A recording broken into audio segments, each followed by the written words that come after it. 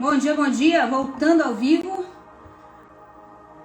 voltando com a nossa live de Cântico dos Cânticos. Seja muito bem-vindo nessa manhã ao nosso estudo, a aula 6 de Cântico dos Cânticos. Para quem estava aqui comigo, sabe que eu desliguei porque eu tive alguns probleminhas aqui, mas estou voltando. Bom dia, galera do YouTube, seja bem-vindo à aula 6 aqui de Cântico dos Cânticos. Nós estamos voltando aqui ao vivo. Tô esperando aí a galera entrar. Você que é do Instagram, pega o aviãozinho aqui e já manda para os seus amigos. Vamos começar a estudar. Bíblia, papel e caneta na mão. A gente vai para a aula de número 6. Eu tava dando uma pequena revisada aqui com todo mundo que faz parte aqui do estudo junto comigo. Na primeira aula, que foi dia 15 de abril, a gente viu sobre introdução, né? A gente falou de autoria, nós falamos de data, nós falamos das divisões do livro. Foi muito importante. Se você não viu, recomendo que você volte para ver. Na aula 2 nós falamos sobre encontrando Jesus na maior canção profética da Bíblia. Nós falamos um pouco do porquê o livro chama Cântico dos Cânticos. Na aula 3 nós falamos do beijo divino, aí começamos Cantares 1, 2. Na aula 4 nós falamos da caixa do quebra-cabeça, vimos uma visão panorâmica do livro, o movimento total, né, da história do noivo e da noiva. Nós dividimos em duas partes, muito importante, então se você não assistiu parte 1 parte 2, vai lá ver. E na aula passada, na sexta-feira passada, nós falamos do seu amor é melhor do que o vinho. Seu amor é melhor do que vinho. Quem estava aí comigo na aula passada, escreve aqui nos comentários do YouTube, que eu vou saber que você está por aqui.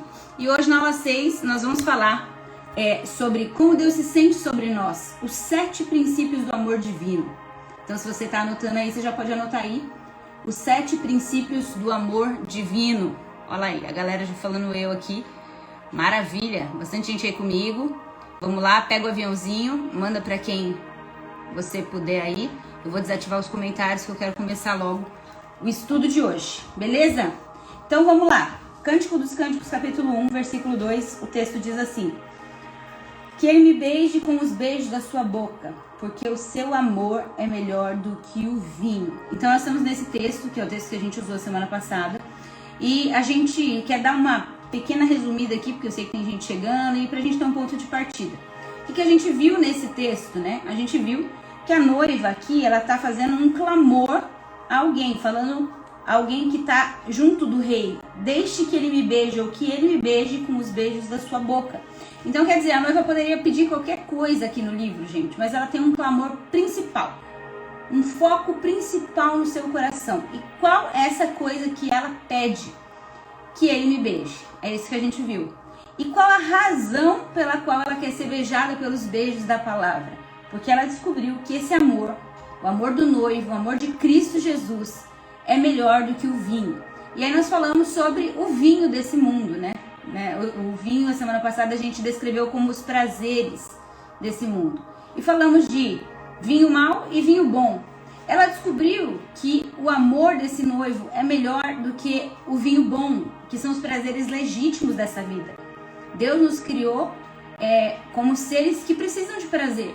E existem prazeres que são legítimos, que não são pecaminosos. As próprias bênçãos de Deus são como um vinho bom desse mundo. Mas a noiva descobriu que o amor de Cristo é melhor até mesmo do que os prazeres legítimos, do que as bênçãos do próprio Deus. E a noiva também descobriu que o amor do noivo é melhor do que o vinho mau. O amor de Cristo é melhor do que qualquer pecado, qualquer prazer temporário que você possa viver. E é por isso que ela pede esse pedido supremo: beije-me com os beijos da sua palavra, porque seu amor vale mais do que qualquer coisa. E aí nós vamos falar hoje sobre esses 7 princípios que descrevem o amor do noivo, o amor de Cristo. E, gente, são princípios fundamentais, tá? São princípios, vamos chamar de essenciais pra gente aqui, para que a gente possa entender o afeto de Deus por nós. E aqui eu quero frisar algo que o Mike Bickle, esse estudo, para quem não sabe, é do Mike Bickle, é da sala de oração lá de Kansas City. Eu quero frisar algo que ele frisa desde a primeira aula e que a gente vai bater muito por aqui. Esses princípios são essenciais para nos ajudar a entender o amor de Deus, especialmente na nossa fraqueza. Por quê? Porque talvez você, como eu, não ache estranho ou não seja difícil para você imaginar Deus amando você quando você for perfeito.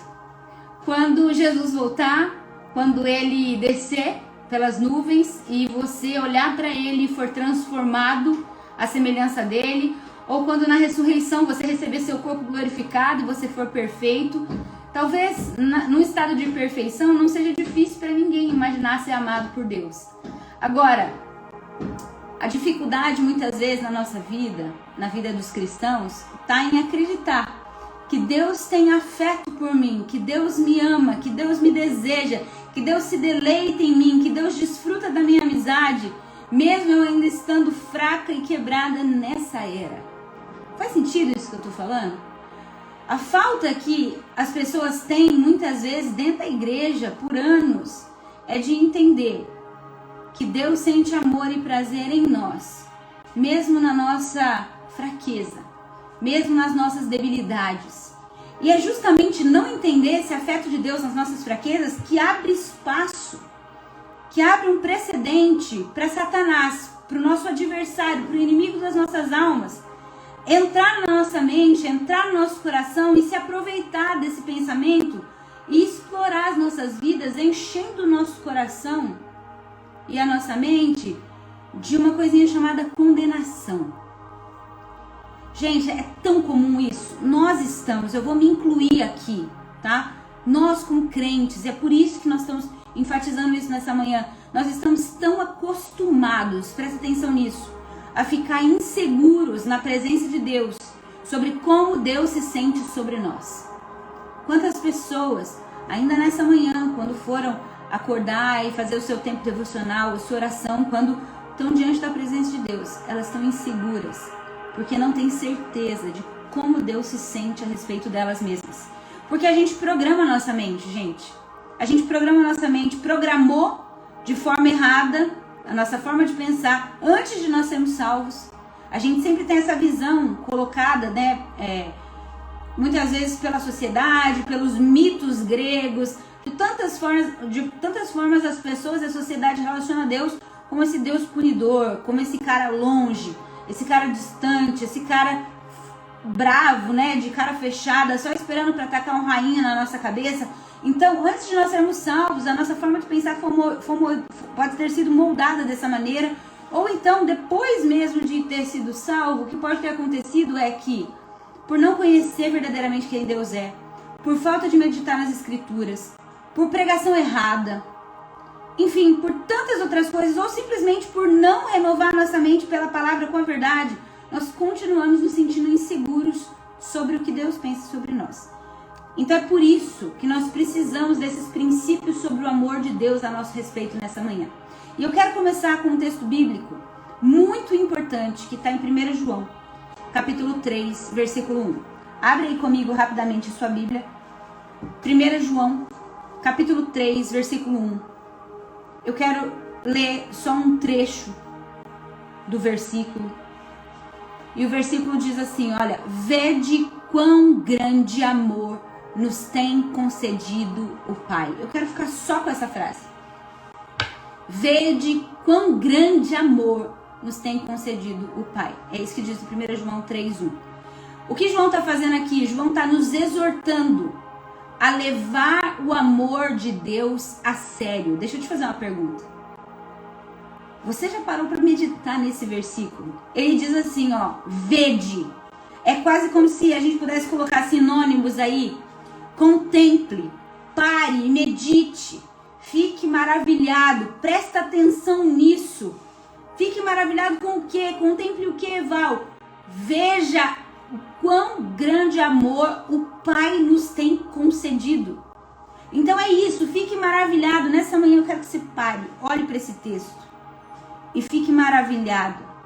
Primeiro, com a maneira, em primeiro lugar com a maneira, mas em segundo lugar, com a qualidade do amor que o Pai tem por você. Veja quão grande amor o Pai tem te concedido. Veja a maneira e a qualidade do amor que Deus tem por você. É quase como se João estivesse fazendo um convite para nós. Estude sobre isso. Pense sobre isso. Medite sobre isso. Amados, tem uma coisa que a gente precisa falar. Isso aqui, carne, sangue, sabedoria humana não dá conta de entender. É preciso revelação do Espírito Santo para entender isso. a maneira como Deus nos ama. Feche seus olhos, nós vamos fazer uma oração rápida agora, porque nós precisamos até mesmo de Deus para entender o quanto Deus nos ama. Pai, em nome de Jesus, eu quero orar agora por sabedoria e revelação no teu pleno conhecimento, para que você abra os olhos do nosso entendimento e nos revele quão grande amor o Pai nos tem concedido, quão grande amor você nos tem concedido, ó Deus. Abre os nossos olhos para nós entendermos, abre o nosso coração para nós sentirmos e ilumina o nosso entendimento, para nós termos clareza dessa esperança. Amém. Então, entende que de todos os assuntos da palavra de Deus, presta atenção nisso, entender o amor de Deus talvez seja o mais simples, mas também o mais importante. Mas ainda assim é um assunto que a maioria dos crentes, a maioria dos cristãos tem em segundo plano. Eu vou repetir isso para você. Contemple nessa manhã. Ei, olha aqui para mim, você que está no Instagram comigo aqui, você que está no YouTube. Contemple nesse amor. Contemple o tipo de amor, a qualidade do amor que o Pai concedeu para você. Tô falando com você. Isso é bem pessoal. Muitas pessoas até podem falar sobre isso, mas com certeza isso não é o tópico principal da sua meditação, do seu estudo pessoal. É uma coisa ainda periférica na vida das pessoas. É algo verdadeiro. Um dia, com certeza, você já pensou sobre isso, tentou se conectar sobre isso, mas quantos de nós realmente se aprofundaram nisso? E sabe, na igreja, quando a gente se converte, passa 1 ano, passa 5, passa 10, e de repente a gente não aprendeu quão grande amor o Pai tem nos concedido. O meu ponto aqui, para nós introduzirmos esses princípios sobre o amor de Deus, é isso. Deus tem um convite para nós, para mim e para você, amados, para nós que estamos aqui estudando Cântico dos Cânticos, esse livro que nós paramos para meditar e não à toa. Deus está nos convidando a contemplar esse amor agora. Eu estou falando que esse amor precisa ser o assunto da sua meditação, na sua devoção pessoal, no seu tempo de oração, no seu quarto, sozinho, de porta fechada. Vede quão grande amor o Pai nos tem concedido.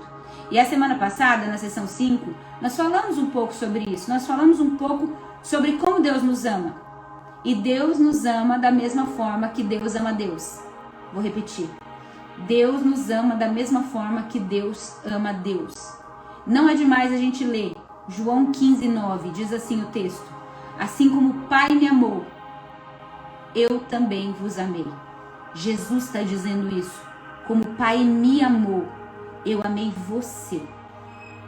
Permaneça nesse amor. Permaneça, não saia, não se distraia. Contempla, vê quão grande amor. Olha a qualidade, olha a quantidade, olha a maneira que esse amor te atingiu. Deus te ama como Deus ama Deus. Deus me ama como Deus ama Deus. João 15:9, esse texto que nós lemos. Se você não tem anotado, anota aí. Mas tem um outro. João 17:23, a gente falou semana passada. Para que o mundo conheça, Jesus orando, oração sacerdotal. Para que o mundo conheça que tu, ó Pai, os amaste como também me amaste. Mais uma vez, estou falando essas duas passagens porque elas precisam estar gravadas no nosso coração. Quem é você? Você é tão amado pelo Pai, tão amado por Cristo. Veja o quão grande amor o Pai tem concedido a você, a ponto de você ser chamado Filho de Deus. Grava isso no seu coração. Isso não pode ser mais uma passagem, mais um texto bíblico decorado, mais um jargão evangélico. Isso precisa ser uma verdade fundamental nas nossas vidas, na nossa dieta espiritual. Nós precisamos nos alimentar disso, ruminar isso dia e noite. Quando o diabo vier com acusações, com pensamentos contrários, com condenação, vede quão grande amor o Pai tem nos concedido. Do mesmo modo como o Pai ama Jesus, o Pai nos ama. E nós precisamos desfrutar desse amor. Agora, entrando mais na aula de hoje, eu quero que você escreva assim, se você está anotando. Esse princípio, um dos primeiros que a gente vai trabalhar hoje. Nós vamos falar de 7, Mas aqui a gente ainda está numa fase introdutória. É importante a gente entender que a jornada de cânticos, ou de cantares, né, em algumas versões, é a jornada de progressão ou de maturação espiritual da noiva. E a noiva começa imatura, certo? Imatura para receber esse amor, imatura para expressar amor, é imaturidade. E imaturidade espiritual, gente, é diferente de rebelião. A gente falou um pouco desse princípio quando a gente olhou aquela aula sobre a caixa do quebra-cabeça, quando a gente viu o movimento de cantares. O noivo desafia a noiva para subir as montanhas e ela diz não porque ela tem medo. Mas ela diz não é por rebelião. Ela desobedece não é por rebeldia, mas é por imaturidade. E o primeiro princípio que a gente quer deixar aqui claro, antes de entrar realmente no tema de hoje, é que imaturidade espiritual não é rebelião, é diferente de rebelião. Então é assim, presta bem atenção nisso que eu vou falar agora para você não ficar confuso. Deus tem emoções diferentes relacionadas às respostas diferentes de cada pessoa a Ele.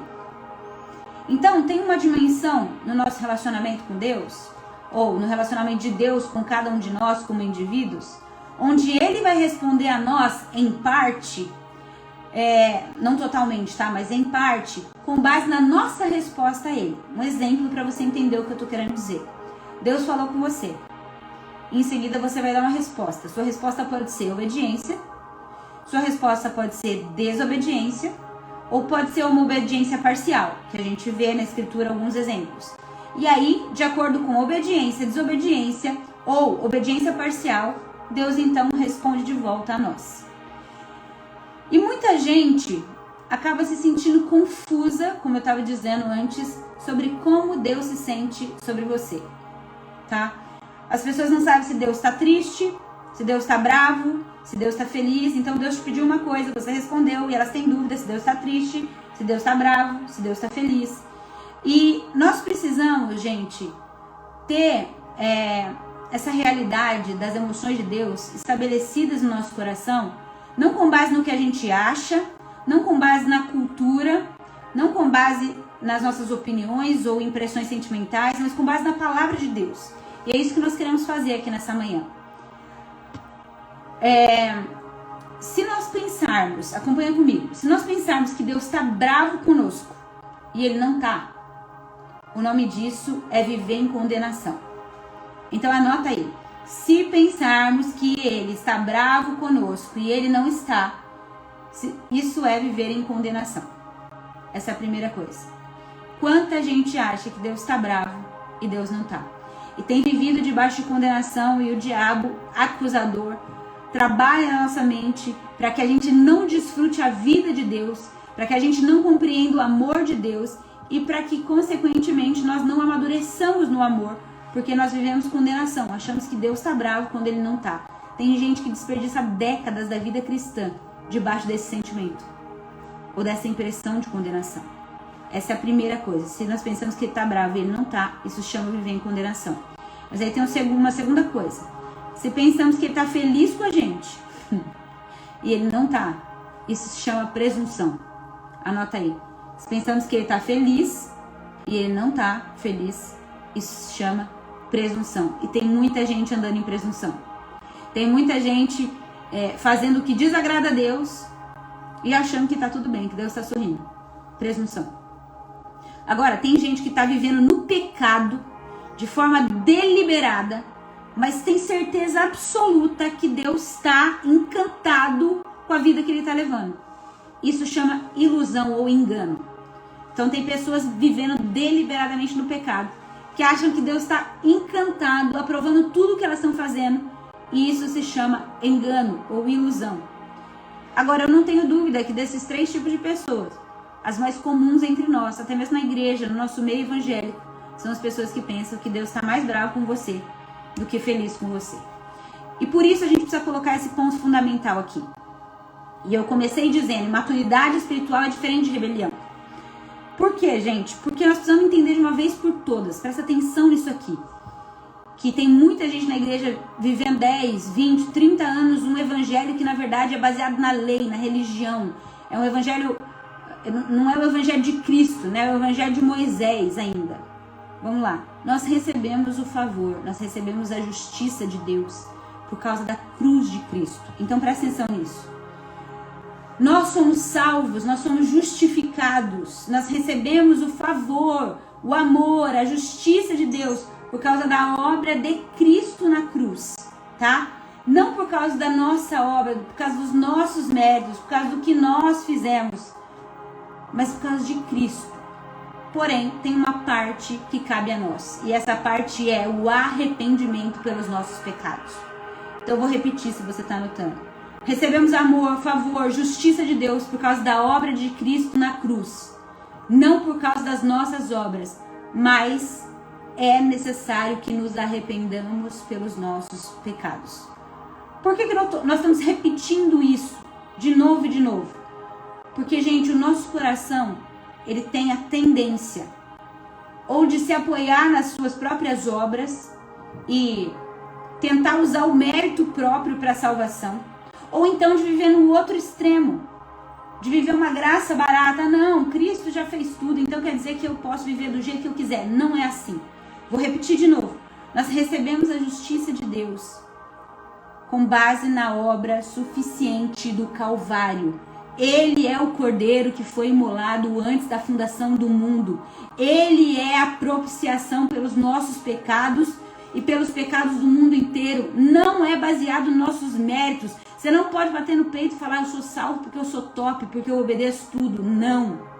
Você é salvo, você tem o favor e a justiça de Deus na sua vida por causa de Cristo. Cristo crucificado. Cristo, o Cordeiro de Deus. Não é com base no que você faz. Mas, presta atenção, a partir do momento que nós somos alcançados pelo Evangelho, alcançados pela graça e pela notícia de que esse homem, de que esse Filho de Deus, que esse Cordeiro morreu no nosso lugar, o nosso coração precisa ser mudado. A nossa natureza precisa ser transformada de forma que nós olhamos para a vida que vivíamos e o nosso coração entra num modo de contrição, de tristeza, de arrependimento genuíno por pecar, porque nós percebemos que o nosso pecado, antes de trazer consequências péssimas para nós, o que também traz, ele primeiro fere a Deus, fere ao nosso Criador. Então, tem muita gente que valoriza o favor de Deus como um presente, a graça de Deus, mas acabam por ser muito fracas em relação a essa necessidade de um verdadeiro arrependimento, de um alinhamento de coração e também de uma mudança de atitude na sua vida. Faz sentido isso que eu estou falando para você? O verdadeiro arrependimento, gente, é um estado de coração, tá? Que sempre vai acabar por resultar numa mudança de comportamento, numa mudança de atitude. Vou repetir. O verdadeiro arrependimento é um estado do coração que resulta numa mudança de vida, de comportamento.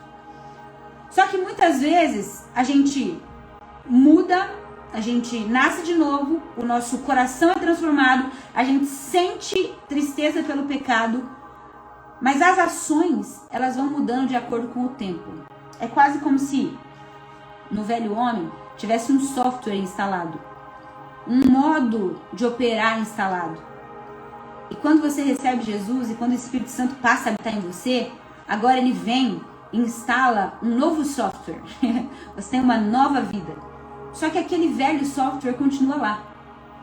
E se você não trabalhar para renovar a sua mente, para alinhar a sua vida de acordo com essa nova realidade que você vive, muitas vezes tem um delay, tem um atraso entre aquilo que o seu coração já entendeu, o arrependimento e as ações, certo? Então veja, muitas vezes o coração mudou imediatamente, mas as ações, às vezes tem um delay, tem um atraso.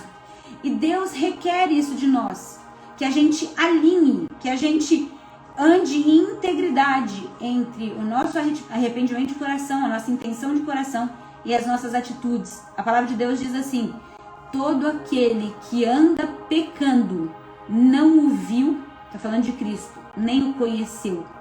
Aquele que viu e conheceu Jesus se afasta do pecado. Então, repetindo o princípio aqui novamente. Imaturidade espiritual é diferente de rebelião espiritual. Por que eu tô falando isso? Porque muitos crentes imaturos, se você olhar para a vida deles, se você perceber, eles ainda soam muitas vezes como incrédulo. É verdade ou não é? Talvez você vê uma pessoa que se converteu, uma pessoa que tem pouco tempo com Jesus, que está ainda nessa jornada de imaturidade, você vê que ela tem raiva, você vê que ela às vezes está nutrindo amargura, que ela é uma resmungona, e você olha para ela e olha para o incrédulo, e muitas vezes é parecido, é similar. E essas pessoas, esses crentes imaturos falam, cara, eu sou tão rebelde. E eles se acham rebeldes porque tem algumas áreas da sua vida que eles ainda estão tropeçando. E, gente, isso acontece com a gente também. A gente ainda está amadurecendo. Mas às vezes, gente, a coisa é que um crente imaturo, sincero, mas imaturo espiritualmente, ele parece com um rebelde, externamente. Parece que as coisas que eles fazem são parecidas, mas Deus conhece o coração. É bom deixar claro aqui, gente, uma coisa. As ações importam, tá? Elas importam muito. Nós não estamos tentando dar a ideia aqui de que as ações não são importantes, que só importa o arrependimento do coração. Não, Deus conhece o nosso coração e a nossa atitude precisa estar alinhada ao nosso coração. Mas eu estou dizendo que às vezes existe um delay por causa da imaturidade, e essa imaturidade não é a mesma coisa que rebeldia. As nossas ações são cruciais, mas Deus conhece o processo de avanço na obediência. Isso é visto pelo Senhor. Deus vê, sabe o que Ele vê? Ele vê o movimento do seu coração em direção a Ele quando você erra. Ele se deleita, Ele se agrada do movimento do seu coração antes mesmo da sua obediência ter sido completada. Existe um clamor, um anseio, um desejo genuíno, sincero no crente imaturo de obedecer a Deus. E de apesar de às vezes ele não conseguir, ele realmente fica contristado. Ele fala, Senhor, eu errei, mas eu não quero mais ser assim. E isso move o coração de Jesus, entende? Eu não sei se estou conseguindo deixar claro para você aqui, mas imaturidade é diferente de rebelião. Para nós que somos humanos, não conhecemos o coração, às vezes a gente olha e fala assim, cara, parece a mesma coisa.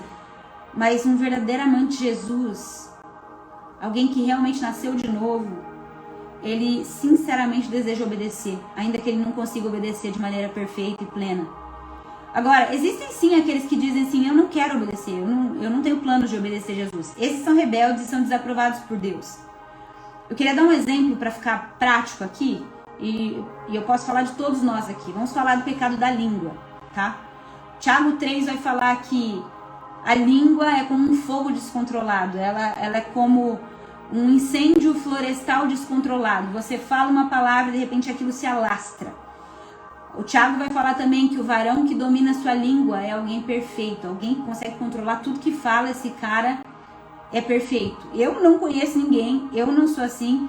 Não conheço alguém na raça humana que tenha sido completamente perfeito e não tenha tropeçado nas palavras, exceto Jesus Cristo.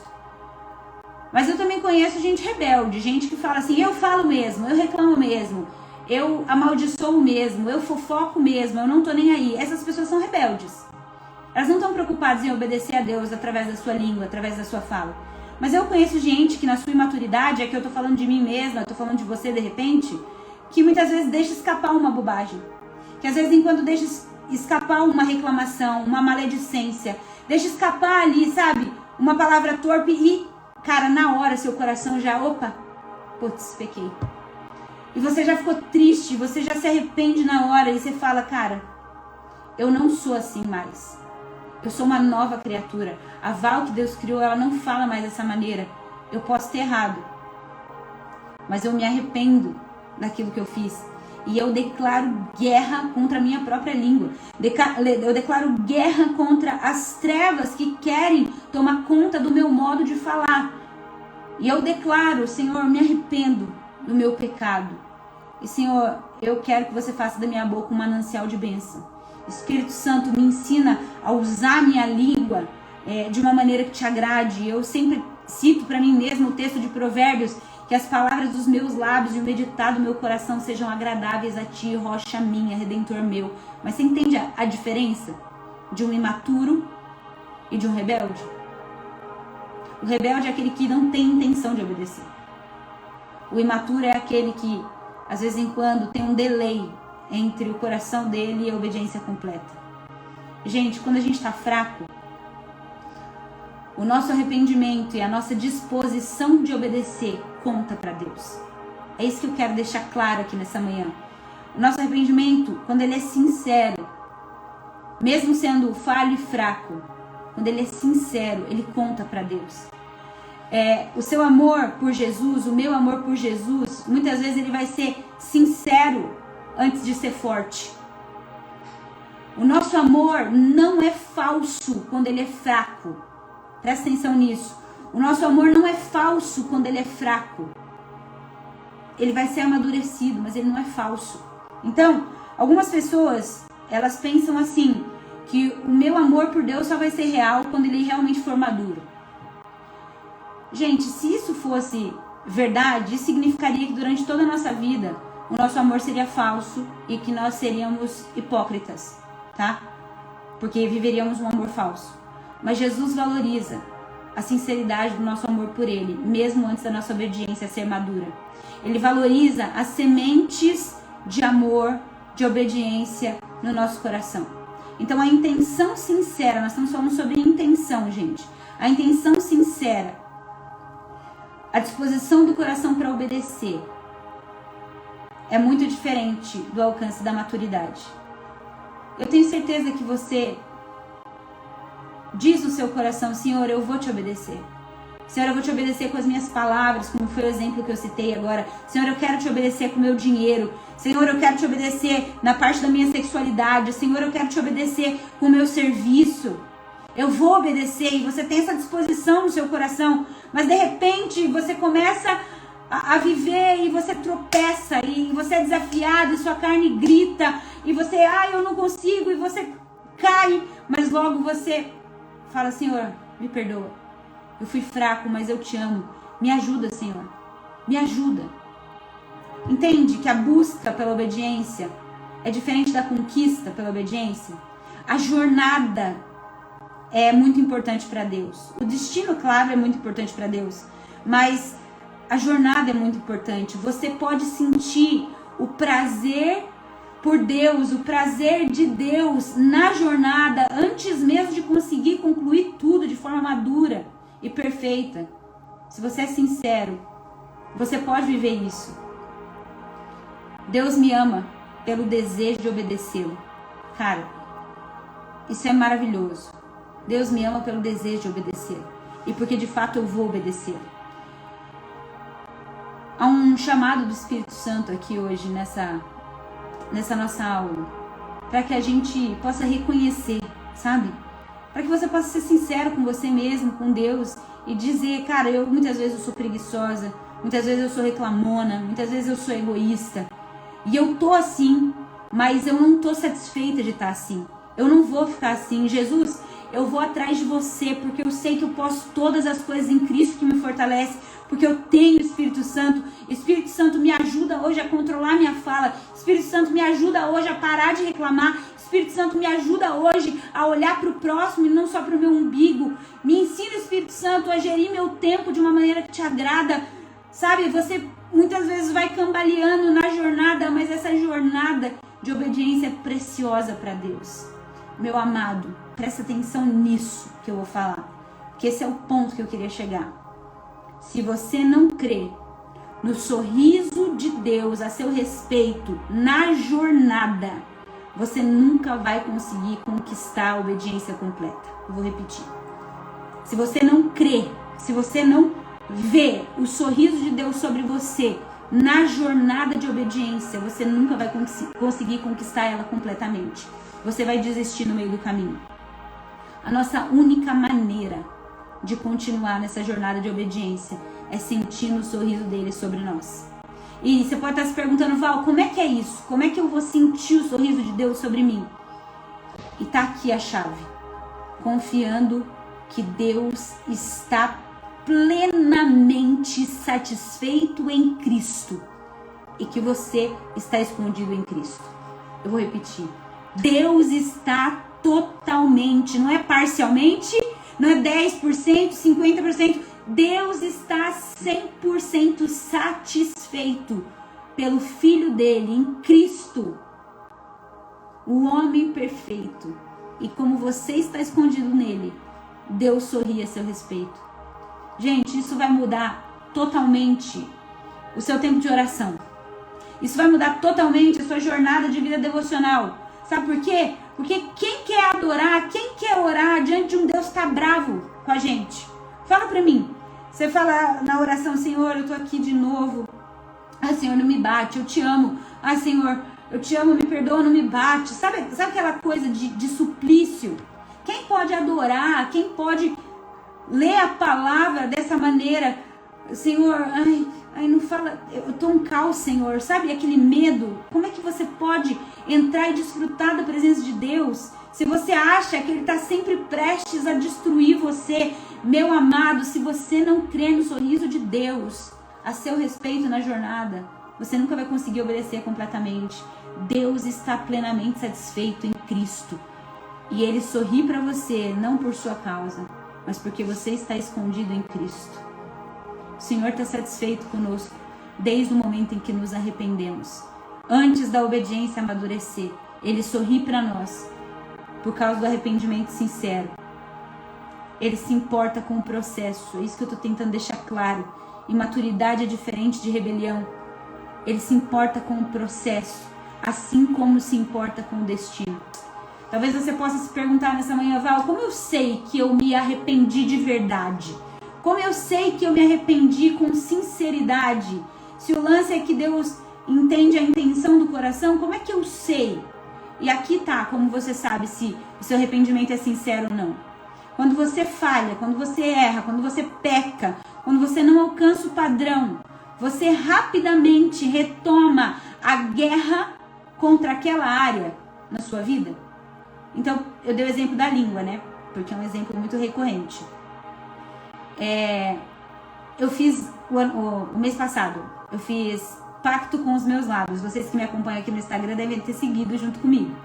Eu fiz um propósito de usar minha boca para abençoar. Aquele princípio de que Deus criou o mundo pela palavra, eu sou a imagem e semelhança dele, então eu crio também a realidade pelas minhas palavras. E eu quero que as minhas palavras produzam vida e não morte. Aquele que utiliza bem da sua língua come do seu fruto. Então eu fiz o pacto com os meus lábios e todos os dias de manhã eu relembrava a mim mesma. Eu fiz um pacto com os meus lábios de não murmurar, de abençoar, de não maldizer. E eu acordava e orava, Senhor, me ajuda, que as palavras dos meus lábios te agradem nessa manhã. Só que, gente, dava meio-dia, dava 1h da tarde, o primeiro pepino que aparecia, lá estava eu e pá, a reclamação vinha. Lá estava eu, pá, a maledicência vinha. Na hora, gente, eu me arrependia. E sabe o que eu fazia? Eu retomava a minha guerra contra essa insistência carnal de falar de uma maneira que traz morte e não vida. Eu falava, Senhor, perdoa, eu errei. Senhor, eu errei com a minha boca, eu não devia ter reclamado, me perdoa. Eu não quero mais fazer isso. Eu tô assim, mas eu não sou assim. A Val que o Senhor criou abençoa e não amaldiçoa. Ela agradece e não reclama.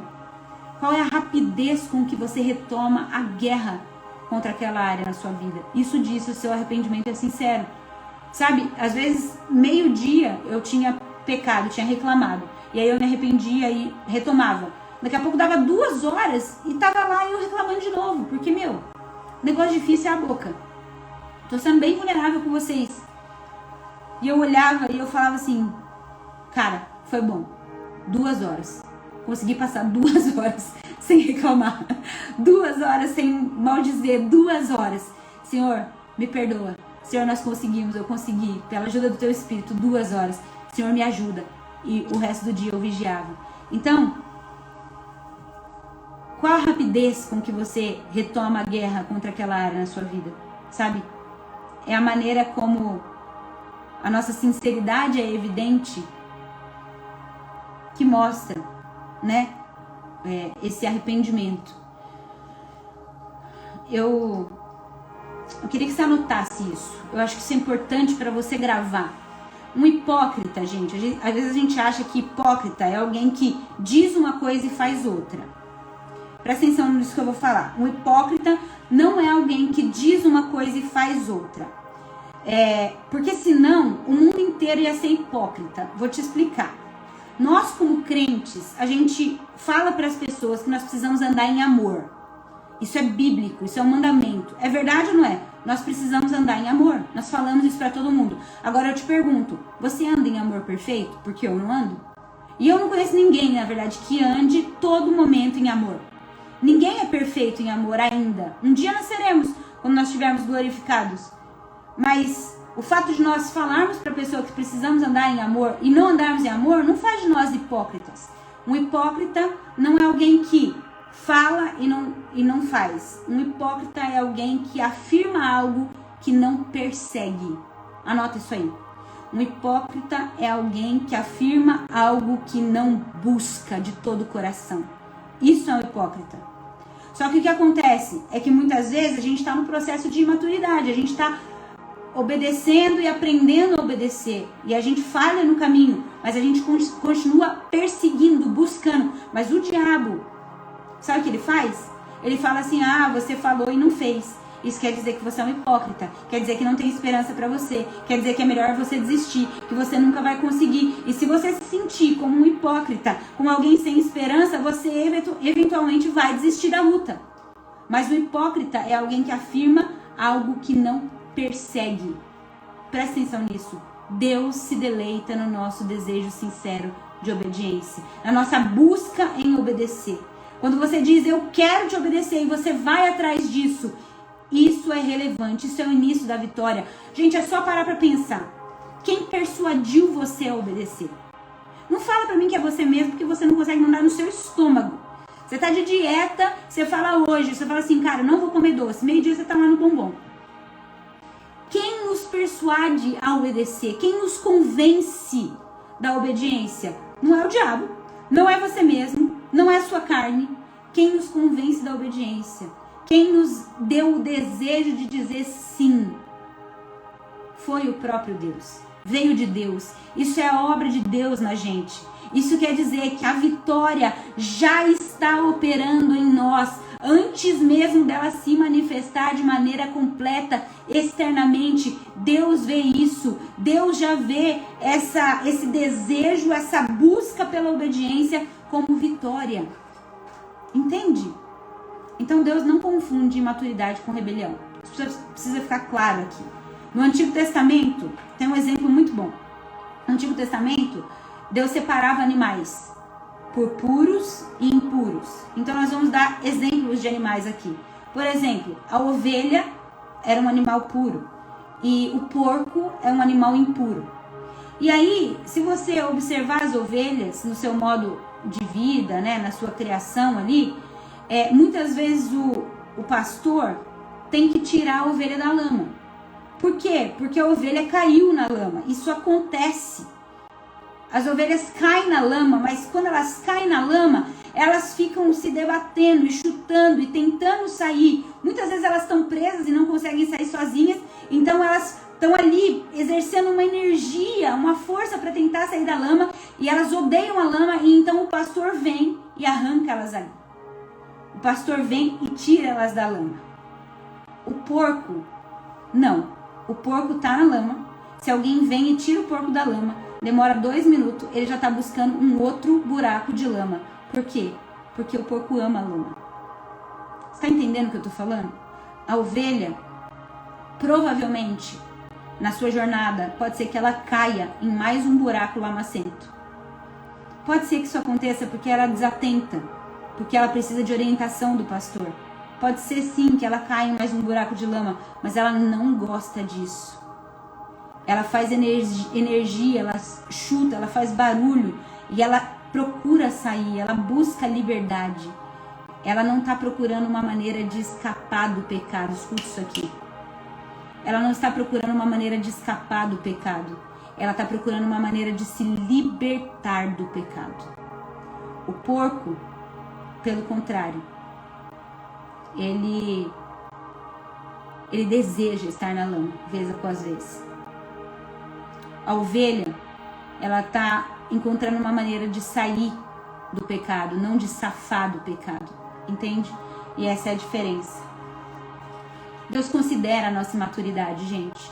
Ele considerou, por exemplo, a imaturidade dos apóstolos, dos discípulos. Quando eu vejo The Chosen, gente, eu me identifico tanto. Eu rio, eu choro. Eu não sei se vocês assistiram o episódio que está descrito, acho que nas minhas anotações aqui, está em Lucas 9, que é quando Jesus vai falar com João e com Tiago, e eles falam a respeito da cidade, né? Eles falam assim: Jesus, você quer que a gente mande fogo do céu e aniquile e queime essa cidade inteira? E Jesus tem que virar para ele e falar assim: João, calma, você não sabe de que espírito você é. Os discípulos eram imaturos, eles queriam matar todo mundo, queriam que mandasse fogo do céu, aniquilasse a cidade. João, uma hora falou para Jesus assim: Jesus, né, tem como eu ser o maior aí entre os discípulos? Eu posso sentar na sua direita? Eu posso ganhar dos meus irmãos aqui nessa competição? Gente, isso é pura imaturidade. Mas Jesus teve tanta paciência com eles. Ele virou para João e falou assim: ô filho do trovão, você não sabe de que espírito você é? Nós não vamos mandar fogo em cidade nenhuma, não. Ô João, no meu reino, o maior é aquele que serve. Jesus teve paciência com a imaturidade do João, e essa paciência fez ele crescer e amadurecer de forma que a gente olha para João hoje, a gente lê a Escritura e a gente percebe que ele foi o discípulo a quem o Senhor amava. Ele foi talvez aquele que mais confiou no amor de Deus. Ele foi transformado com o tempo, mas Deus considera a imaturidade e Ele tem paciência com isso. Eu quero ensinar você essa realidade. Você pecou? Você se arrependeu com sinceridade? Então o convite é para você apertar o botão delete, porque Deus faz isso quando você confessa e deixa. Ele não se lembra mais do seu pecado. Às vezes você fica lembrando, às vezes o diabo fica te atormentando com essa lembrança e Deus já te perdoou. Aconteceu, você pecou, você sinceramente se arrependeu, você vai passar ativamente a buscar obediência. Aperta o botão delete. Como diz o texto de Hebreus, entra com confiança diante do trono da graça, crendo que o sangue de Jesus é poderoso, puro, limpo o suficiente para te purificar de todo pecado, para apagar toda condenação, mas também é poderoso para te fazer andar em vitória numa nova vida. Sabe, quando acontecer de você cair e tropeçar, se arrependa e diga: Senhor, eu não aceito, isso é terrível.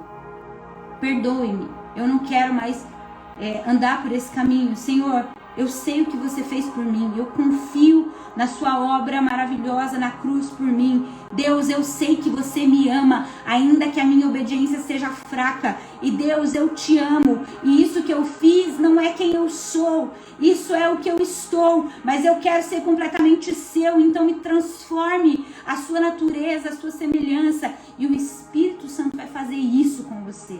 Aperta o botão de delete, entra diante do trono da graça, toma um banho com o sangue de Cristo Jesus, seja revestido do Filho e anda como um cidadão de primeira classe. Anda como um filho de Deus, perdoado, amado, lavado, redimido, reto, e não como alguém que vive em condenação. Vamos para os princípios, então? De fato, vou passar por eles rapidamente. Eu preciso só que você anote as referências para você depois meditar. Gente, isso é um estudo, tá? Então não é só sobre o que a gente está falando aqui. É para você pegar esse conteúdo e ruminar depois. Primeiro princípio. Esses princípios que a gente está dando para você que está entrando depois, que eu sei que tem gente aqui que chegou depois, são 7 princípios que descrevem o amor de Jesus, que é melhor do que o vinho.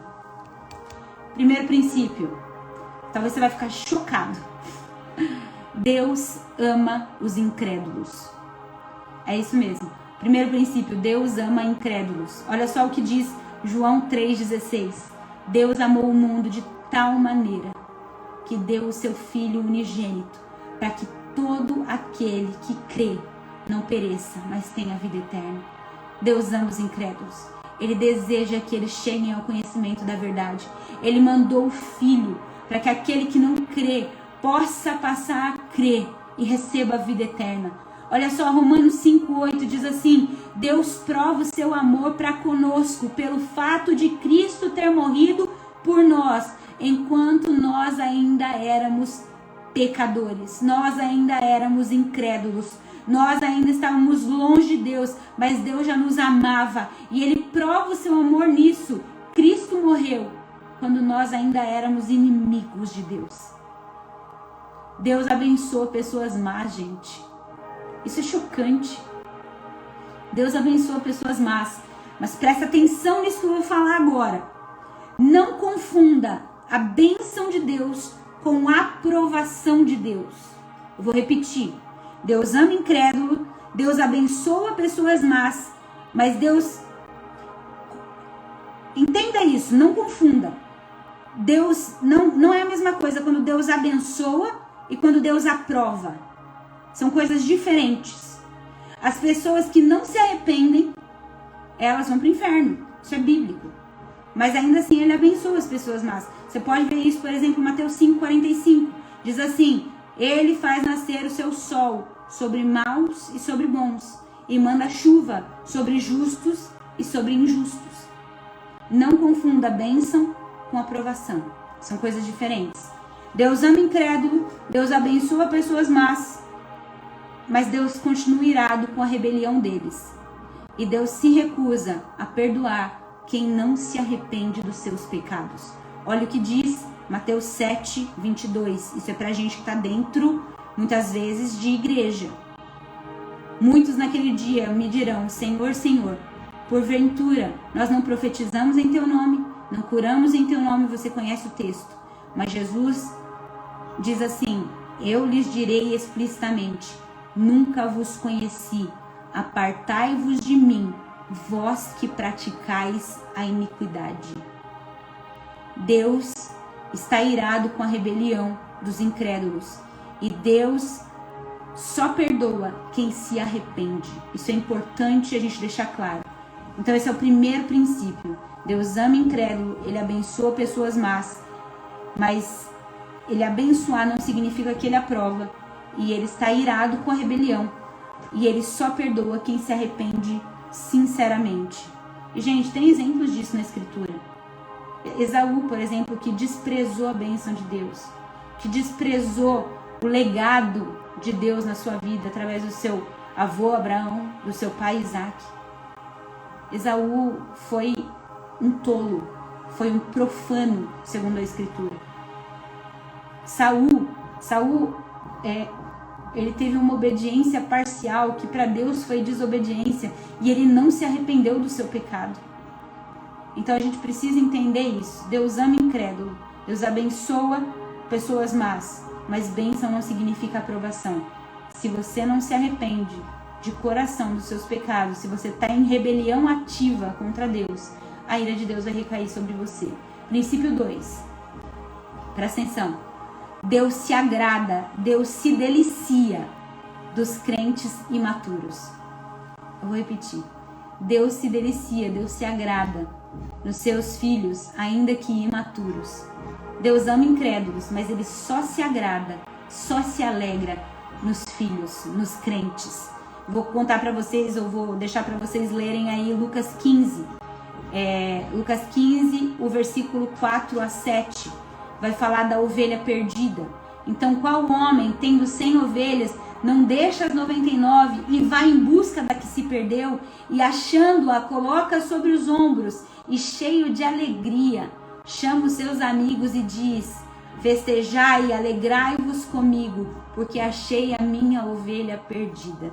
Jesus se alegra imediatamente conosco, no exato momento do nosso arrependimento, da nossa volta. Ele se agrada quando nós começamos o processo de crescimento com um arrependimento sincero, muito antes de alcançarmos a maturidade espiritual. Jesus ama incrédulos, mas Ele só se agrada dos crentes. Jesus tem compaixão pelos pródigos e por aqueles que se arrependem. Deus revela o seu prazer pelo filho pródigo através do pai da parábola de Lucas 15. Porque o pai vê o filho que se arrepende, tá assim no texto, ó, Lucas 15, 18 a 22. Ele fala: direi ao meu pai, pequei contra o céu, contra ti, voltarei para casa do meu pai. Você conhece a história? E aí diz o texto: quando ele ainda estava longe, o pai o viu e, movido de compaixão, correu, lançou no pescoço do filho e o beijou. E ele se levantou e foi ter com o pai. E o pai disse aos servos, eu estou resumindo: trazei depressa a melhor roupa, trazei depressa os melhores calçados para os pés do meu filho. Deus revela aqui o seu prazer, o seu amor pelos pródigos, dando para eles as melhores vestes, o melhor sapato. Ainda que o pródigo tenha recém-arrependido, vamos chamar assim, ele tenha recém-voltado, que ele seja imaturo, ainda que tenha muitas áreas da vida dele que precisam de transformação, o pai tem compaixão, o pai se delicia no arrependimento e o abraça, e o beija, e o acolhe. Deus se alegra com a gente, mesmo na nossa imaturidade. O Salmo 18, 19, Davi diz assim: Deus me livrou porque se agradou de mim. Davi entendeu ali no Salmo 18 que no dia em que ele se arrependeu, ele fala: Deus me libertou porque se agradou de mim. No momento em que teve um arrependimento sincero, o prazer de Deus sobre Davi fez ele ser liberto. Olha que tremendo isso. Terceiro princípio: Deus se deliciar em nós não é o mesmo que Deus nos aprovar em todas as áreas da nossa vida. Vou repetir. O fato de Deus se deliciar em nós não é o mesmo que Deus nos aprovar em todas as áreas da nossa vida. Então, o fato de Deus se alegrar com a volta do pródigo, o fato de Deus se alegrar com a ovelha perdida que foi encontrada, não significa que ele ignora as áreas da nossa vida que precisam de transformação. Então, o desfrute de Deus num crente não é o mesmo que aprovar tudo que um crente faz. Deus continua corrigindo as áreas que ele desaprova, para que ele possa remover tudo aquilo que impede o amor de Deus ou a santidade de Deus de fluir em nós. E sempre quando eu penso nisso, eu lembro dos meus filhos. Então, eu tenho a Luísa de 12 anos, eu tenho o Davi de 10 anos, e eu me deleito neles, eu me delicio na vida deles, eu desfruto deles como os meus filhos, mas isso não muda o fato de que existem áreas na vida dos dois que eles precisam ser corrigidos. Então, o deleite de Deus em nós, não significa que ele aprove todas as nossas áreas. Hebreus 12, 10 diz assim, que Deus nos disciplina para o nosso proveito. Deus nos disciplina para que nós sejamos participantes da sua santidade. Deus tem paciência com a gente por um tempo, sabia? Deus é tão bom, gente, mas tão paciente. Você sabia que Deus teve paciência com Jezabel? Abre aí rapidinho, Apocalipse 2. Anota aí, Apocalipse 2, 21, 22. Jesus está falando com a igreja de Tiatira e ele denuncia aquilo que está errado no meio da igreja. E ele fala: eu dei a Jezabel, eu dei a ela, eu lhe dei tempo para se arrepender da sua imoralidade, mas ela não quis se arrepender. E aí Jesus fala: eu a lançarei numa cama de enfermidade, e com ela os que adulteraram com ela, e em tribulação aqueles que não se arrependeram. Presta atenção, Deus tem paciência por um tempo com os crentes que não se arrependem. Mas não confunda paciência de Deus com aprovação de Deus. O Senhor dá muitas vezes para mim e para você tempo da gente se arrepender. Às vezes tem uma temporada que Deus está desaprovando uma área específica da nossa vida e Ele está observando, dando tempo para que a gente volte atrás naquilo que a gente está fazendo. E muitas vezes, nesse período onde Deus está sendo paciente, às vezes você pode pensar assim: ué, eu estou fazendo coisa errada e não, parece que eu estou me safando disso aqui. Parece que está dando tudo certo, meu ministério ainda está sendo abençoado, meus negócios ainda estão sendo abençoados, talvez isso daqui não seja uma coisa tão grave assim. Não, talvez você tenha entendido mal. Um dos princípios mais fundamentais do amor de Deus. O fato de Deus ser paciente com você não significa necessariamente que Ele está feliz com aquela área da sua vida. É por isso que o próximo princípio é a disciplina de Deus. A correção de Deus não é a sua rejeição, mas sim prova do seu amor. Anota aí. A disciplina de Deus não é rejeição, mas prova do seu amor. Porque Deus odeia o pecado, mas se deleita na pessoa que Ele ama. Ele disciplina. Vou repetir. Porque Deus odeia o pecado, sabe que o pecado vai destruir a sua vida, e Ele se deleita em você, Ele te ama, Ele sabe que você é filho, por isso Ele te disciplina. Provérbios 3:12. A quem o Senhor ama, corrige. Vou repetir. A quem o Senhor ama, corrige, assim como o pai faz ao filho a quem quer bem. Deus nos corrige como o pai corrige um filho. Um filho que Ele tem prazer. Ele nos corrige porque Ele nos ama. Não porque Ele acabou com a gente, não porque Ele não quer mais nada com a gente. Deus odeia o pecado, mas Ele se deleita na pessoa que Ele está disciplinando. Gente, nós precisamos falar sobre isso. É terrível. Escuta o que eu estou falando. É terrível você escapar impune de um pecado a longo prazo.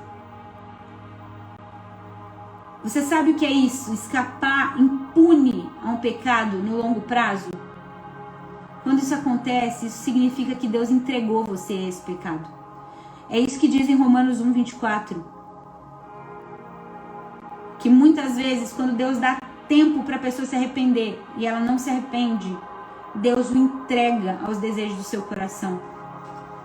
Deus fala, eu não vou nem te disciplinar, eu vou deixar esse próprio mal no seu coração crescer sem controle. E isso vai destruir sua vida. Quando Deus não nos disciplina, nós somos entregues ao nosso próprio desejo, à nossa própria cobiça, ao nosso próprio pecado, ao mal, e isso é terrível. Então, é melhor que o Senhor nos discipline. Princípio 5, eu estou quase terminando. Deus fica triste com o pecado persistente do seu povo. Deus se entristece com o pecado persistente do seu povo. Anota aí, Apocalipse 3, 16 e 17. Você sabe, o texto é sobre a igreja de Laodiceia. E ele diz assim, porque és morno, estou a ponto de vomitar-te. E sabe, Jesus fala que ele está a ponto de vomitar os mornos, né? Isso fala de Deus enjoado. Esses dias teve virose aqui em casa, né? E eu fiquei observando bem o que é estar enjoado, né? É como se tivesse uma pedra ali no seu peito, no seu coração. Você já se sentiu assim? Alguma coisa indigesta e aquilo ali fica tipo obstruindo, fica doendo, machucando o seu estômago, o seu coração. Cara, é uma coisa dolorosa vomitar. É isso que Deus está falando aqui. O seu pecado persistente tem deixado o meu estômago doente. Meu coração está triste. Às vezes a gente acha que quando ele fala, estou a ponto de vomitar da minha boca, às vezes a gente acha que significa que Deus vai nos rejeitar, que Ele vai nos abandonar, que Ele vai nos descartar, né? Eu vou te vomitar da minha boca, parece isso, tipo, eu tô te rejeitando de uma vez por todas. Mas Deus está querendo dizer o seguinte, o meu coração tá doendo, o meu estômago tá doendo, eu tô sofrendo por dentro, eu tô sofrendo por causa do pecado de vocês. Não é uma declaração de rejeição, mas é uma declaração de Deus identificando a sua dor, porque Ele nos ama tanto que ver a gente dessa maneira produz nele ânsia, produz dor, entende? É por isso que o texto de Efésios 4:30 vai dizer assim, não entristeçais o Espírito Santo de Deus. Não entristeça o Espírito Santo de Deus. Tessalonicenses, a 1 Tessalonicenses 5:19, não extingua o Espírito. Não extingua o Espírito na sua vida. Deus sente a dor.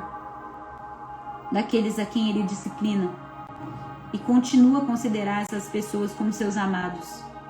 Olha só esse texto, gente, de Jeremias 12:7. Jeremias 12:7 é um texto de Deus para Israel. Fala assim: eu entreguei a querida de minha alma na mão dos seus inimigos. Gente, Deus entrega Israel nas mãos dos seus inimigos, mas ele fala: é a querida da minha alma. Você é muito querido para mim, Israel. Eu não estou desistindo de você. Eu estou permitindo que os inimigos venham para que vocês sejam disciplinados, porque vocês são tão amados e tão queridos por mim que isso está machucando meu estômago, está machucando meu coração. Eu amo vocês tão profundamente que eu vou deixar você ser disciplinado para que você não seja repelido. Presta atenção. Você está em apuros é quando Deus não te disciplina e não quando Ele te disciplina. Você está enroscado é quando Deus te entrega aos desejos do seu coração e não quando Ele te disciplina. Tiago 4:5 diz assim: ou pensais vós que em vão diz a Escritura, o Espírito que habita em nós sente ciúme. Deus se entristece com o pecado persistente do seu povo. Vou só repetir de novo os princípios para você que está anotando. Primeiro, Deus ama os incrédulos. Segundo, Deus se agrada e se delicia nos crentes imaturos. Terceiro, Deus se deliciar em nós não é o mesmo que Deus nos aprovar em todas as áreas da nossa vida. Quarto, a disciplina de Deus não é o mesmo que a sua rejeição por nós. Quinto, Deus se entristece com o pecado persistente do seu povo. Sexto, aqui presta atenção, porque aqui muito religioso, muito crente velho, precisa ouvir isso aqui. As disciplinas espirituais não conquistam o amor de Deus. Sabe o que acontece, gente? Às vezes a gente está caminhando com o Senhor e a gente começa a ficar muito confiante em Deus. E na nossa confiança em Deus a gente começa a ser diligente. E ser diligente é bom. Mas aí quando a gente começa a ser constante, diligente, começa a aparecer uma mentira no nosso coração. Cara, o tanto que eu oro. Cara, o tanto que eu medito nessa palavra, nessa Bíblia. O tanto que eu jejuo. E quanto mais eu faço isso, mais o amor e o favor de Deus é aumentado na minha vida. Presta atenção. Isso é uma mentira. As disciplinas espirituais, elas não são um fim. As disciplinas espirituais, elas são um meio para o verdadeiro favor. Elas são um meio para desfrutar do amor que nós já temos, que é estar com Jesus. Presta atenção. Se você pensa que se você orar mais, jejuar mais, ler mais a Bíblia, Deus vai te amar mais, você não entendeu o Evangelho. É porque Deus te ama tanto, que Ele deu o Filho dele para morrer por você. É porque Ele já é tão próximo de você, que o apóstolo Paulo vai falar, Cristo em nós, a esperança da glória. É porque Ele já te ama o máximo que Ele pode, que você agora tem o coração voltado para aquilo que Ele fala, porque Ele é seu noivo. Então você quer meditar nas palavras dEle, para se relacionar com Ele, porque Ele é seu noivo, porque Ele já te ama o máximo que Ele te ama. Então você quer conversar, dialogar, ter intimidade com Ele. Presta atenção, disciplina espiritual não conquista o amor e o favor de Deus. Elas são só um instrumento, um meio de graça para você acessar toda a plenitude que você já tem em Deus. Amém? Posso ouvir um amém, igreja? Entenda isso de uma vez por todas na sua vida. A importância da sua vida devocional não é porque com ela você ganha mais, mas é porque através dela você recebe tudo que você já tem. E sétimo, mas não menos importante, a maturidade espiritual, ela nos permite receber mais. Vou repetir com calma para você anotar. A maturidade espiritual nos permite receber mais e não ser amado mais. Anotou aí? Maturidade espiritual nos permite receber mais e não ser amado mais. Deus nos ama. Deus ama a sua igreja. Ele ama todos. Mas Ele confia uma medida maior de poder àqueles que estão maduros. Deus ama você. Deus ama a mim. Deus ama a todos. Ele ama a igreja universal dele. né, a igreja global dele, mas ele vai confiar uma medida maior de poder àqueles que são mais maduros. Agora, escute isso com atenção, porque tem muita gente que tem uma ideia errada sobre isso. Mateus 25, você pode anotar aí, versículo 15. Eu quero que você leia depois com calma. Você vai ver ali a parábola dos talentos. Você vai ver ali que Deus distribui talentos às pessoas. Todos são amados, mas cada um é distribuído uma medida. Então é Deus quem determina a medida que ele planejou para cada um caminhar. Essa medida está determinada por Deus. Ela é diferente para cada crente, tá? Deus determinou que algumas pessoas nessa era vão ter só um talento.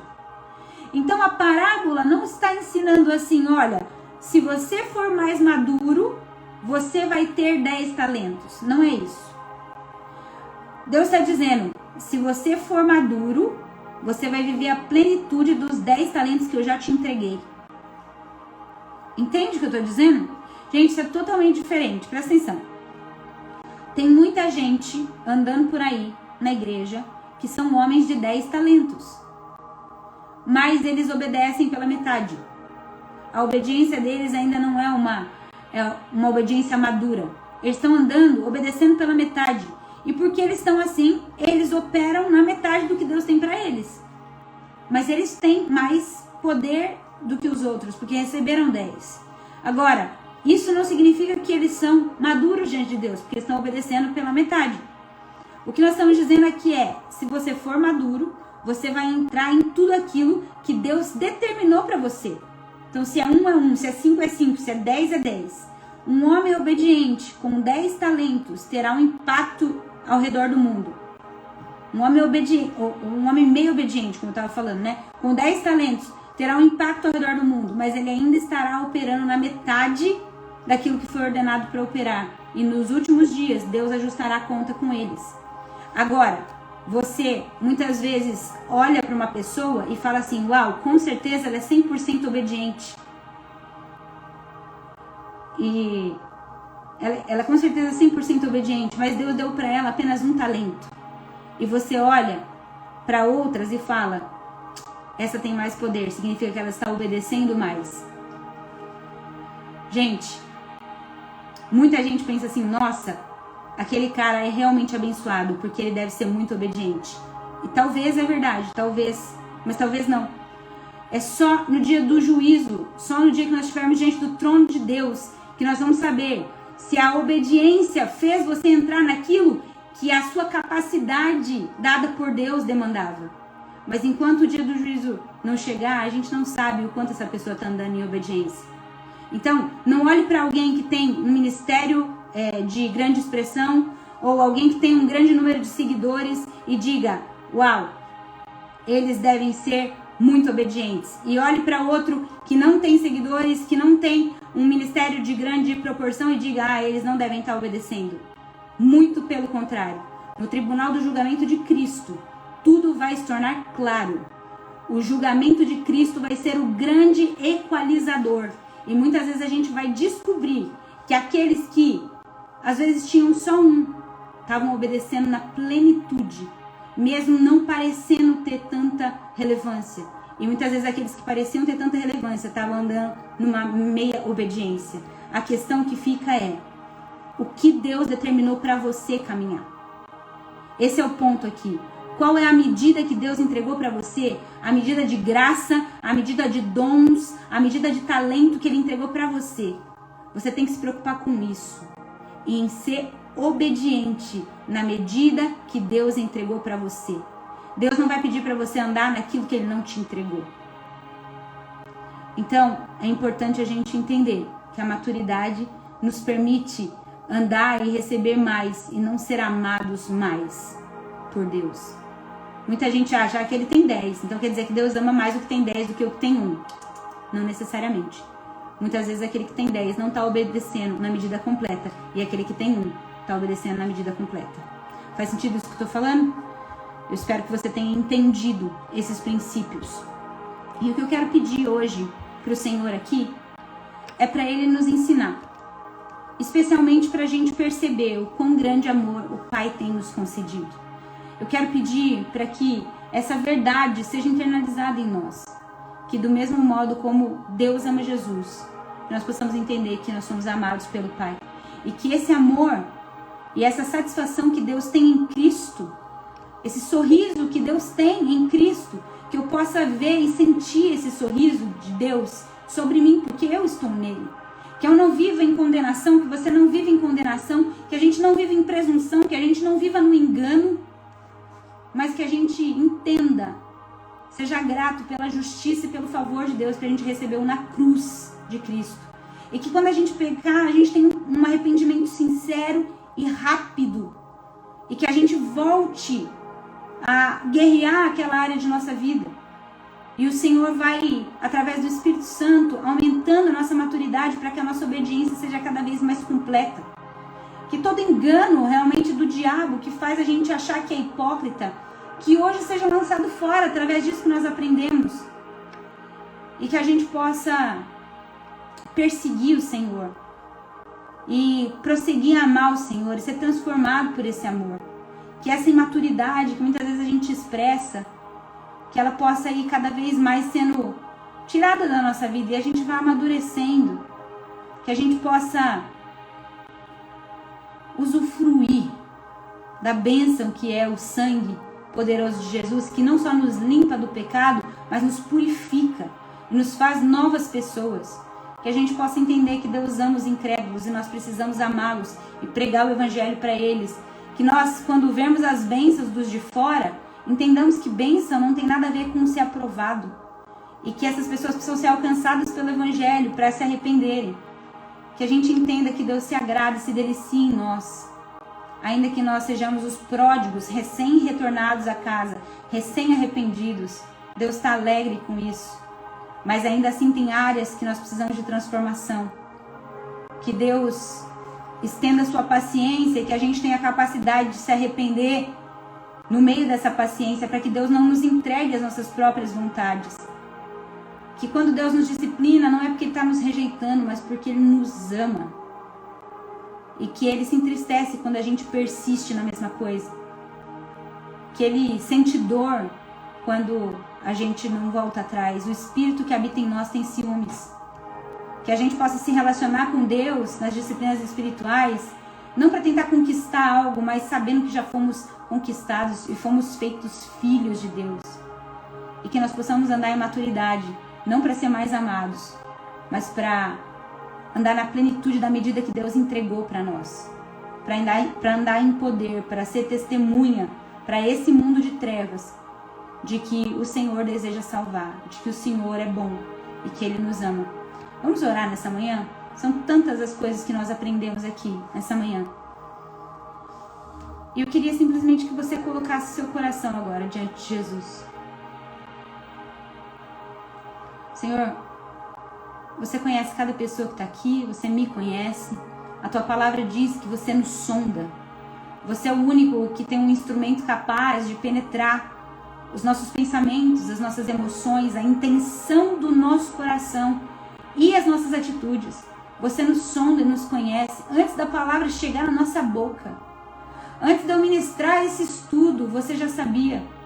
E não há nada que nós possamos esconder de você, Deus. Você está sobre nós, você está em nós, você está através de nós. Senhor, você está em tudo. E nós queremos render a nossa vida diante do Senhor. Senhor, nessa manhã nós queremos considerar quão grande amor o Senhor tem nos concedido. Senhor, nessa manhã eu quero considerar, eu quero contemplar, perceber, notar. Senhor, eu não quero ter isso como algo comum. Senhor, eu oro por cada irmão que está aqui comigo, que eles não tenham isso por comum, que nós possamos ver quão grande amor o Senhor tem nos dado. Jesus, o seu amor é tão grande, Senhor. Senhor, eu reconheço quem eu sou, Pai, quem eu era, a lama que eu estava, Senhor, de onde eu vim, o meu potencial para o mal, os meus vícios. Senhor, eu reconheço tudo isso, a minha miséria, Senhor. E nessa manhã, Pai, eu me apresento diante do meu pastor. Nós nos apresentamos diante do pastor e bispo das nossas almas, Ele que nos tira dessa lama que muitas vezes a gente cai. Senhor, nós somos ovelhas do seu pastoreio. Nós odiamos a lama, Senhor. Pai, eu oro, Espírito Santo, convence o nosso coração do pecado.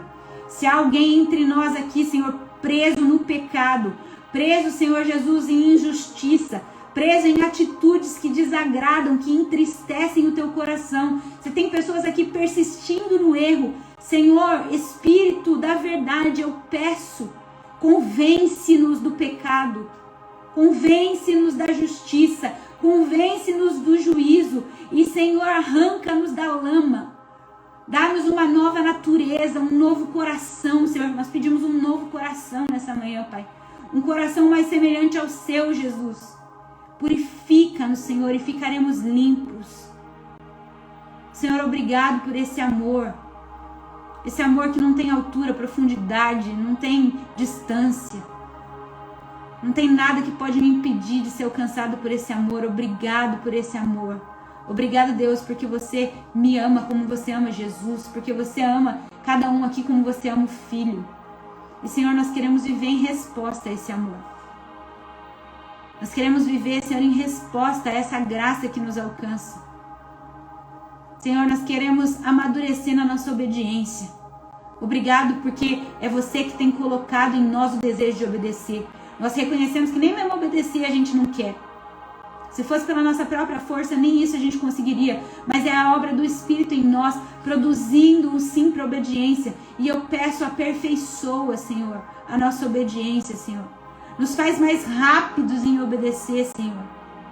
Nos dá um coração pronto, Senhor, a fazer a sua vontade, não a nossa, Deus. Eu te peço, Senhor, lava-nos, Senhor, lava-nos. Tira toda a mancha, Senhor. Tira toda a impureza, Senhor.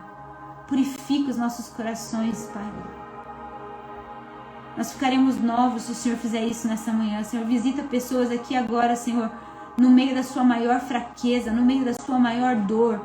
Senhor, eu peço, inunda-nos com seu amor, lava-nos com a sua palavra e nos dá força, Espírito Santo, para um arrependimento sincero. Nós nos arrependemos do nosso pecado nessa manhã. Será que você pode dizer isso aí diante de Deus? Senhor, eu me arrependo.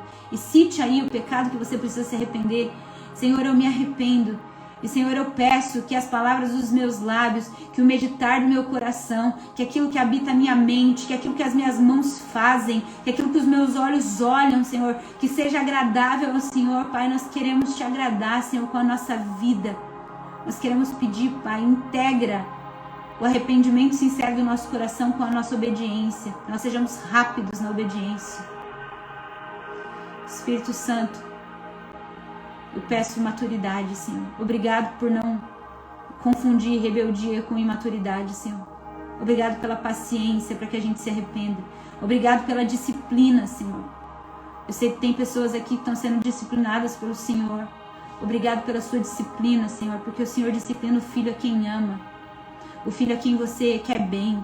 Obrigado, Senhor, porque se somos disciplinados é porque não somos bastardos, porque não somos estranhos, mas porque somos filhos legítimos. Obrigado, Senhor, pela disciplina amorosa, pela correção, por não nos entregar aos desejos do nosso coração. Será que você pode agradecer agora ao Senhor por ser tão insistente com você, por não te deixar em paz no meio daquela balada, por não te deixar em paz no meio daquele pecado?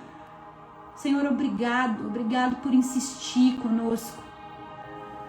Obrigado, Senhor. E nós queremos pedir, Senhor, as áreas na nossa vida, Senhor, que você não tem aprovado. Joga luz nas nossas trevas, Senhor. Mostra para nós, Senhor, para que nós possamos te obedecer, Senhor. Senhor, nós pedimos pelo Espírito da verdade agora. Nós pedimos agora, Espírito da verdade, vem sobre cada coração e sobre cada mente agora. E joga luz naquilo que a gente não consegue ver, Pai, todo inconsciente, toda cegueira, Pai. Sobre a nossa própria vida, sobre as nossas atitudes, sobre a nossa forma de pensar, sobre as nossas escolhas. Jesus, joga luz, e quanto mais luz você jogar, mais a gente vai ter a oportunidade de retirar, Senhor, aquilo que não te agrada. Senhor, joga luz, eu peço, Senhor, iluminação do Teu Espírito, Senhor, sobre nós, para ver o que precisa ser consertado, Senhor. E eu sei, Espírito Santo, que você nos ajuda na nossa fraqueza. Obrigado porque nós não precisamos percorrer essa jornada sozinhos. Nós nem conseguiríamos. Será que você pode dizer isso? Eu não consigo, Espírito Santo, mas com você eu posso. Obrigado porque nós podemos todas as coisas em Cristo que nos fortalece. Senhor, eu quero pedir aqui, ensina-nos o lugar da comunhão, o lugar da intimidade. Não apenas o lugar das disciplinas espirituais, mas nos ensina, Pai, esse lugar de intimidade tão profunda, onde você pode contar o que está no seu coração e a gente pode abrir o nosso coração e onde nós podemos contemplar Jesus e ser transformados segundo a imagem dele. Senhor, eu oro, Pai, por uma unção, por um liberar, um destravar de Deus sobre pessoas aqui que nunca conseguiram ser constantes e firmes na leitura bíblica, que leem e não entendem nada, que oram e parece que estão falando com o teto. Eu peço agora, Espírito Santo, visita eles agora, toca neles de maneira profunda e faz aquilo que só você pode fazer, Pai, não por força, nem por violência, mas pelo teu Espírito, Senhor. Eu oro, Senhor, que eles possam entrar no lugar da aliança, no lugar da intimidade, Pai, porque pelo sangue de Cristo nós somos feitos parte dessa aliança, Senhor. Eu oro por essa bênção sobre nós, Pai. E eu oro também, Senhor, sobre revelação. Eu quero pedir, Senhor, a capacidade de entender. Eu quero pedir, Senhor, nessa manhã, que o Senhor nos dê discernimento para ver quais os talentos, qual a medida de dons, de habilidade, de responsabilidade que você nos entregou. Senhor, eu oro agora, porque tem pessoas aqui, Senhor, que estão perdidas na comparação, Senhor. Tem pessoas aqui, Pai, que têm ouvido a voz de Satanás na inveja e têm se sentido menos amadas, se acham menos capazes, Senhor, se acham menos filhas, menos amadas.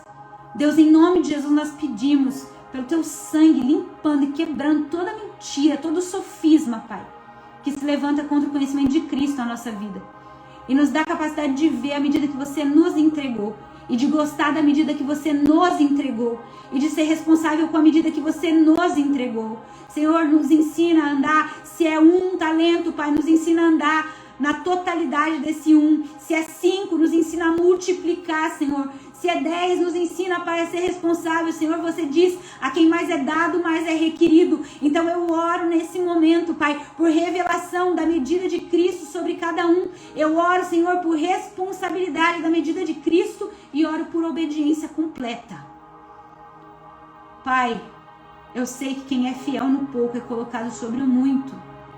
E não tem a ver com amor, tem a ver com maturidade, com poder que vai ser liberado.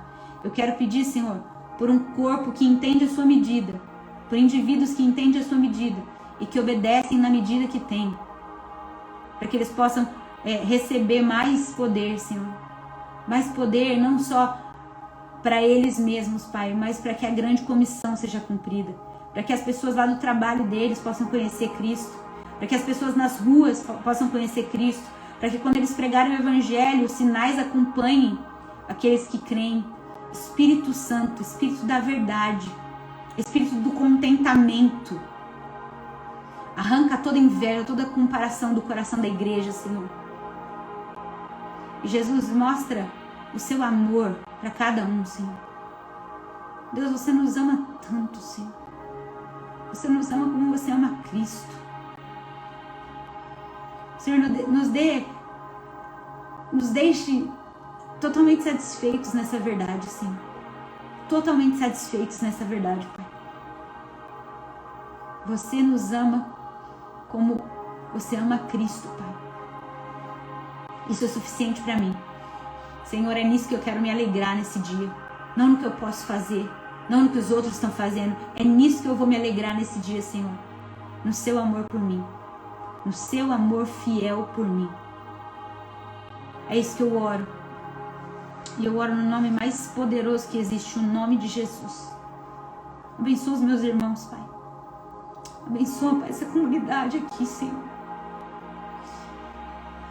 Abençoa esses que têm fome e sede da Tua palavra. Você disse, os que têm fome e sede serão saciados, Senhor. Sacia nossa alma, Senhor. Alimenta o nosso homem interior, nosso espírito, Senhor, com a tua presença, Senhor. Com o teu amor, Senhor. Eu abençoo os meus irmãos, Pai. De norte a sul, leste a oeste, Senhor. Você os conhece melhor do que eu, Senhor. Dá-nos a graça de prosseguir, Senhor, em conhecer o seu amor. E de ser uma noiva que te agrada, Senhor. Eu oro no nome de Jesus. Amém. Amém.